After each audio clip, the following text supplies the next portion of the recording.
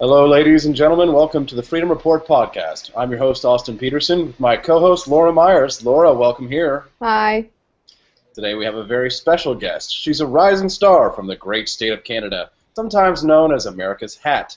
She's Lauren Southern from the Rebel Media Group. Lauren, welcome to the show. Hello, thank you for having me. Thanks for coming on. Lauren, you've been making some big waves all around the world with your sort of matter-of-fact criticisms of modern feminism. Recently, it was learned that you were seeking public office as a libertarian in Canada, but that the party removed you after a video showed you being assaulted by Canadian feminists. Can you tell us briefly what's going on? Can you break this down for us? What's happening? Yeah, for sure. Well, it wasn't specifically, I guess it was connected to the slut walk video. It kind of started them wanting to put me on the chopping block after the slut walk video.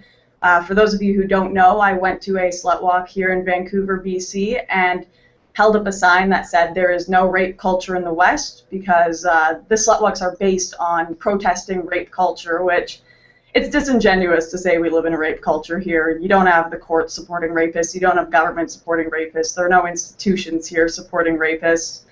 The majority of people hate them. So I figured I'd bring some kind of reason to the slut walk they were having, and the party didn't take too well to this, especially after I received a kind of slander and hate campaign from the feminists who attended the walk, who sent letters to every single libertarian candidate saying that I was yelling over rape survivors and telling them their stories weren't true, which I've proven was absolutely false by releasing more footage. But many of the libertarian candidates wanted to put me right on the chopping block and just get rid of me initially after the slut walk.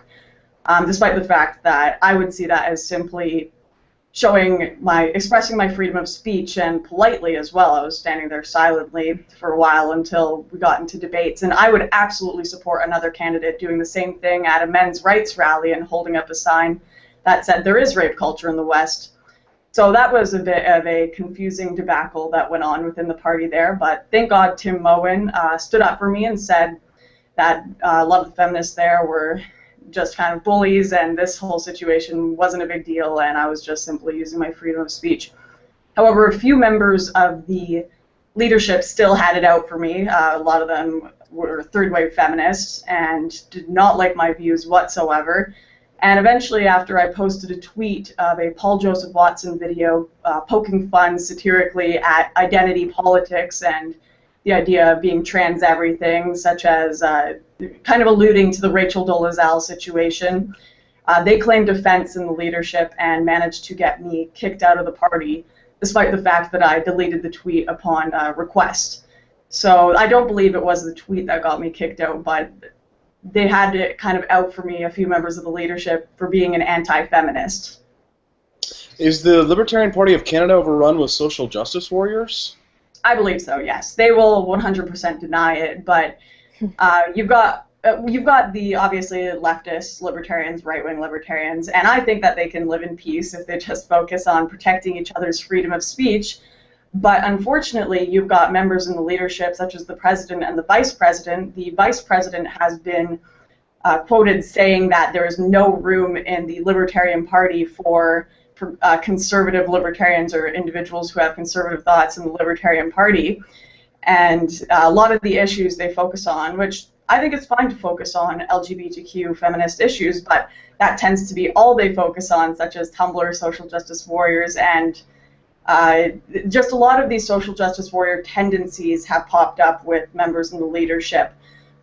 The belief in rape culture, the VP president and VP communications all believe in the idea of rape culture, which is a social justice warrior notion. So I would say there are social justice warriors in the party, maybe not as loud or explicit as the kinds you see at slut walks, but they were enough to not want me in the party because I am anti-social justice warrior.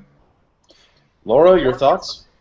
That's surprising. I was going to ask that question also about, the Libertarian Party being taken over by social justice warriors in Canada, because that's sort of more of a minority within the Libertarian Party here. But I wanted to ask you about like feminism on campus. You're a college student, correct? Yeah. And so I just want to know, have you ever run into any issues with feminists on campus, like threatening your free speech on campus specifically, like within the classroom or anything like that? Well, within the classroom, it's a funny thing because you'll have the students, a lot of students don't speak up anymore. They'll wait for what the professor says, and if you speak up and disagree with the professor, the students will wait to see the professor's reaction, and if he disagrees with you, they'll all start laughing at you. It's just kind of a fear thing. They always want to agree with the professor knows all. So yeah, of in course. times where myself and friends in classes have disagreed with third wave feminism, it leads to, and the professor disagrees, it'll lead to the class obviously just laughing, calling you ridiculous, and it's happened before to me, and it's not as bad as it is.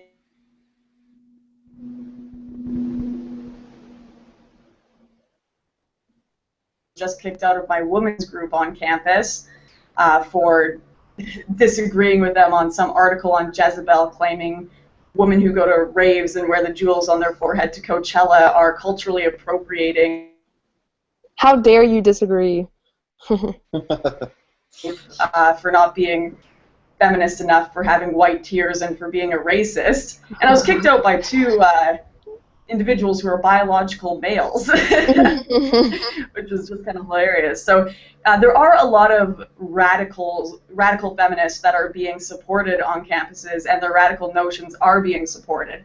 In fact, in the women's group that I was kicked out of, a professor is helping run it, the head of philosophy at my university. That sounds about right. Yeah, exactly. Yeah. So, okay, so I wanted to move on here. I wanted to ask about rape culture. What do you think this push is all about? What do they mean when they say rape culture, and why do you deny that we have a rape culture?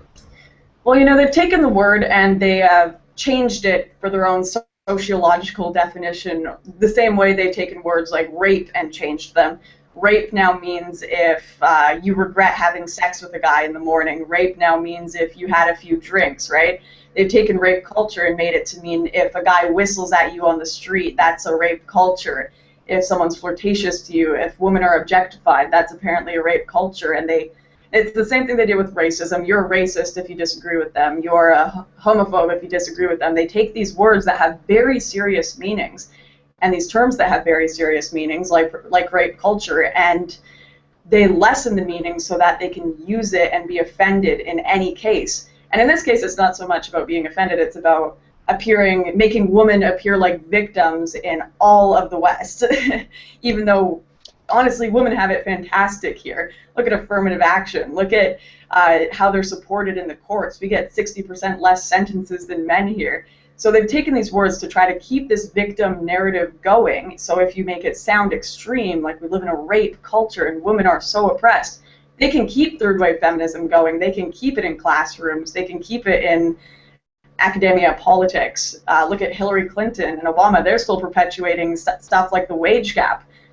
They don't want it to look like things are getting better. They want it to look like it's getting worse so that they have a reason for feminism to be relevant. So when you say, you said that you're an anti-feminist. What is an anti-feminist? What does that mean? Well, I'm not against the initial idea of feminism, which would be equality, which I guess would be egalitarianism. But what feminism has become, what third wave feminism is, the idea that we should teach women that they are all oppressed and we live in a patriarchy. It's silly. I've been able to achieve a lot of things despite being a woman, and I believe that feminism has held back women because it's instilling a victim mentality in women, especially through perpetuating false statistics, whether it be 1 in 5 women are raped on campuses or you're paid 77 cents to the dollar. That's going to give someone a victim mentality, and they're not going to strive to achieve if they believe that everything is out to get them, if they believe they go and apply for a job and it's just a patriarchy and they're not going to get it anyways. I believe, first of all, it's disingenuous as a movement with all the false statistics it's perpetuating and its exaggeration of words like rape culture and everything, and the victim mentality it's instilling in women, making them just triggered, sniveling, afraid individuals, has been so harmful, so harmful. You look at women's group on campuses, they are far from empowered. Empowered women don't cry and get triggered and have to go to safe space for hearing a different opinion. That's what feminism has done to apparently marginalized groups. It's made them these individuals that get offended by everything. So, do you think there's a taboo in the West against being seen as criticizing anything a woman does at all that is sort of inherently misogynist? There's a taboo in the West. Sorry, you're cutting out here. Sure, let me repeat that again. Do you think that there's a taboo in the West against criticizing anything that women do? That there's sort of a gynocracy, I think we would call it, where like you cannot criticize anything a woman does or you're a misogynist. Like, would you say that's fair or? Sorry, my internet. I'm trying to fix it here. It's no problem. We'll be able to edit it anyway. Okay. So my question was, do you think that there is sort of a push against criticizing anything that women do in the West? Definitely, at least as long as you're a feminist, you can't criticize it. People are free to criticize me because I'm anti-feminist.